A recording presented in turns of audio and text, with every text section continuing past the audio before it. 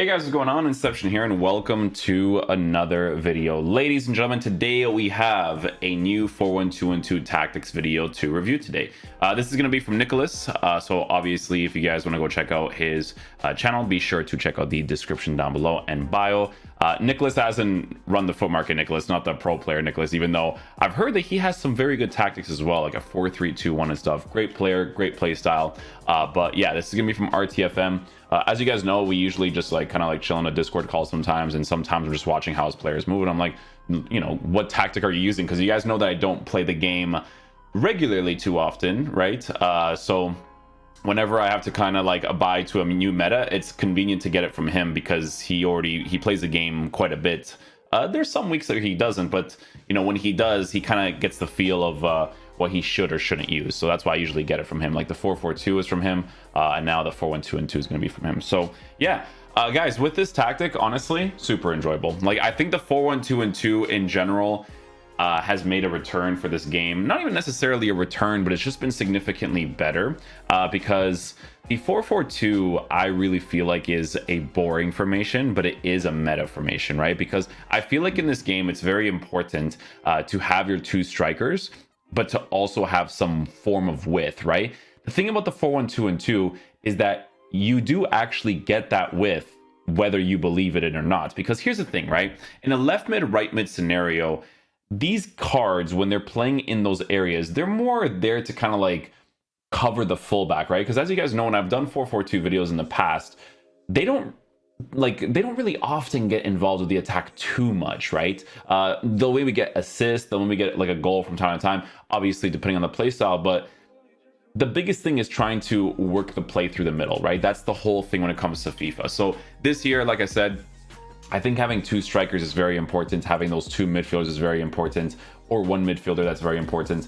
But just generally speaking, the 4-1-2-2 is just very balanced because of the way that it's set up, right? So with the way that the custom tactics are set up for this 4-1-2-2 from Nick is going to be like this. So we have it on balance 50 and 60, right? So we have the depth a little bit higher, which kind of makes sense because it's a narrow formation. So the way that the team pushes forward and the way that the team comes back is kind of nice, because on 60 depth, when you lose possession of the ball, you actually have a good opportunity to get the ball back, right? So that's the important thing. Meta for the game, balance instructions for the attack on build-up play, chance creation on forward runs. The reason why forward runs work so well for this team is because of the base characteristics of each individual card that you're going to be using, and because of the fact that you want to force attacking AI as much as possible out of the cards because of the meta of the game. As you guys know, through balls, lob passes, and the L1 R1 lob, that one specifically, are crazy things to do in this game right now, right? So that's going to be very ideal. 50 for width, 5 for players in the box for a nice little balance in the team, and then corners and free kicks set to 1 and 1 each. So you guys can see here for the instructions, we are going to have stay back while attacking for both fullbacks. It is an unfortunate thing that counterattacking is so effective in FIFA, because in real life football, it is really nice to have fullbacks that, you know, transition in the attack, come back in the defense, right? I do believe that in this game, it's very hard to use fullbacks on balance instructions, because if you do, it just leaves you super vulnerable in defensive positions, right? So in the aggressive 4-1-2-2 tactics video that I did not too long ago from Viperalization, that is actually a good tactic to have as another tactic. So in this case, I have the 4-4-2. As I let you guys know, I don't really often play on this account, but this 4-1-2-2 would be the balanced variation of it. This 4-4-2, I would switch over to that 4-1-2-2 to have a more aggressive oriented version of it, right? So it just depends on the situation of the game. But the instructions, like I said, stay back while attacking for the fullbacks. The CDM is on stay back while attacking cover center. It's very ideal to have a player that is either a medium work rated player or a medium high work rated player in that position to kind of play to those instructions really well. Like I told you guys in the review for Verratti, right? The two things that lack on the card mostly is in height for some defensive plays. You know, someone like Fofana, for instance, is really good because he has all the meta characteristics, height, work rates, all that good stuff, right? With Verratti, the height is annoying from time to time, and obviously the manual sprint speed is not as bothersome because you mostly defend by switching off of the player and they kind of go back into position quickly. But that's pretty much it. The medium high work rates is fantastic to work with. The fact that he can dribble quickly on the ball, even if the gameplay is rough, is another thing that's going to be very important, right? Your center mids. Ideally, for this formation, not for the aggressive one. The aggressive one, you can use whatever center mids you want for the attacking variation of it, because it's fun to have like any types of players you can use in those center mid areas.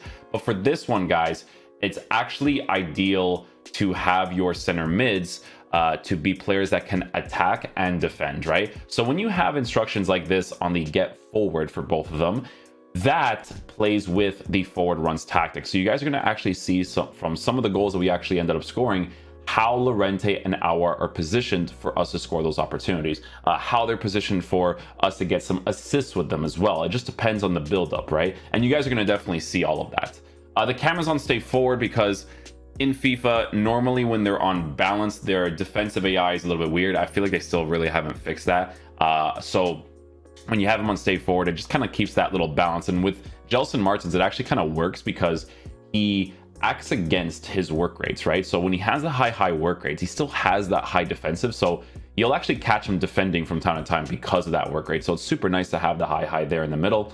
And then the two strikers, they play to base characteristics. So you guys can see automatically, you guys saw the review for Morales, you guys saw the review for Fekir, players that have really good attacking AI. Now, Gelson Martins, if you guys watched that review, I was trying him on the striker. This is why I tried players on the striker position with the forward runs tactic.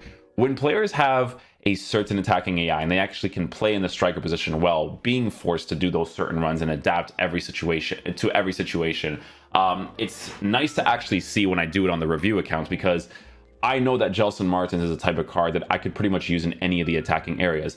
He's going to be mostly ideal in that right mid area for 4-4-2. I think he's going to be brilliant there for sure because of the high work rates, base card stats or pace being super high. You just have to work with weak foot and his dribbling from time to time, not in regards to actual dribbling, but reaction time really. But that's pretty much it. Like it's actually worth it in a sense, right? It's a card that I had to do, obviously 5-star skills, Portuguese player, so you know. But yeah, the strikers, again, no instructions, they play to base characteristics. So I switched out Benzema for Morales, not necessarily because Benzema is better or Morales is better, but it's because I like to try different stuff. You guys know that if I played often on my main account, I would be consistently trying different stuff. That's just me. You guys know how I am, right? So, you know, the fact that when I reviewed the Morales card and he was so cheap for what he offers in game, I was like, I need to get this card. Like this card is like what, 50k on the market or something, which is absolutely disgusting. I bought him for 57k. Yeah, 57k, and he is how much on the market? So he actually went up in price. Yeah, went up in price. So I got him at a pretty decent price because I think I bought him during the promo and he went up in price afterwards. But an absolutely insane card for the value. Like if you were to do this card as an SBC, it would have been nuts. Like if the SBC was 100k, I would still tell you guys to do it. And the card on the market is 50k. I know that the traders don't like the market, but I do, okay? Because with the changes they've done to like Futchamps rewards and like just rewards in general through gameplay, it's really good that these players cost as low as they do, because honestly, the trading this year, I'm not even that crazy at trading, and it's actually easier this year. Like the pattern is very easy to kind of follow, right? So I don't know, for me, I like it. People complain about it because I guess they want to make a lot of money, but like, dude, like it's pretty good. And the fact that he's 50k, like solid price for what he offers in game. Like this little link right here is big enough as it is, right? But yeah, Llorente, he's gonna get 7 chemistry eventually. In this case, he only has 4 games, right? So he'll get to the 7 chemistry at some point, right? But yeah, what I want to show you guys now is the highlights. I want to show you guys how each individual player moves, okay? Because you can have players like myself where you have a high medium and a high medium playing in that center mid area, but I do think that it is mostly ideal to have players that are high work rated. So, you know, in this case, I would have probably used the Ronaldo Sanchez card, for instance, right? Like that card's unbelievable, the high work rates. And then the other high work rates, I would probably have to just figure out, maybe like an icon or something, but that's what would be super ideal. Like even the Mateus card this year looks really good, right? So yeah, let me show you guys some highlights. Let's talk about how I chose to attack at each scenario and basically take it from there. Okay guys, let's see what we are working with here. Let me see if I can actually like go ahead and mute this, and I can. Let's go. So right here guys, you can see that we're already activated on the 4-1-2-2, and I just kind of want you guys to see how the players move, and I want you to see how the center mids move, right? Look at where Llorente is positioned on the get forward instruction with the forward runs activated. Again, in a situation like this, 60 depth, Llorente commits on the attack, gets the interception. All we have to do is literally run with him, and Benzema's there for the tap in, right? Because I was using Benzema for a little bit, because whether I use Benzema, whether I use Morales, they both have good attacking AI, so I genuinely didn't care which one I was using. Fakir, well positioned, absolute monster of a card. You're gonna actually see a few goals of me scoring with his right foot, because this card is just absolutely incredible. This card gets dropped right here. We go for a nice little flick up with Benzema, get him on that 45-degree angle, nice little shot across goal, no green time shot, right? So again, let's see the build up here, right? So we're using our one of the center mids pushing forward in the attack. Boom, we move into the middle position. I want you to see how slow I am here because of me not having the extra space. I don't make the pass to Benzema. I wait for Gelson Martin's attacking AI to utilize that empty space for me to make that small little dagger of a pass to open up the space for myself, right? So again, here with Benzema, building up the play really slowly, nice little L1, R1 lob pass. Watch what I'm doing here. So there's no option here, right? When I'm building up the play, I'm working that space in the middle, right? Ball roll, I pretend I want to do it, go back again, right?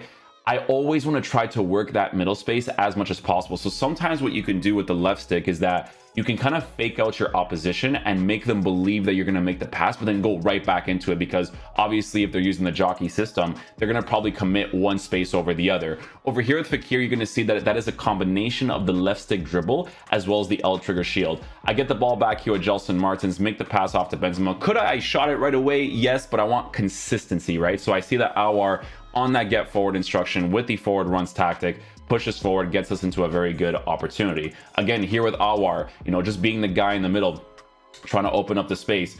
Over here, quick left stick touches. If you see the goalie start to commit towards you guys, you have to work those small little left stick touches as much as possible. You have to work the shot cancel angle as much as possible. The reason why his goalkeeper fell to the floor right there is because I timed the shot cancel really, really well to force the animation out of the goalkeeper, dribble downwards from the shot cancel, and all I do is have an empty net to work with, right? Again, situation like this. Look at the way that Morales and Fakir position themselves to score this opportunity. You guys are going to see Fakir here. He's just a freaking monster, right?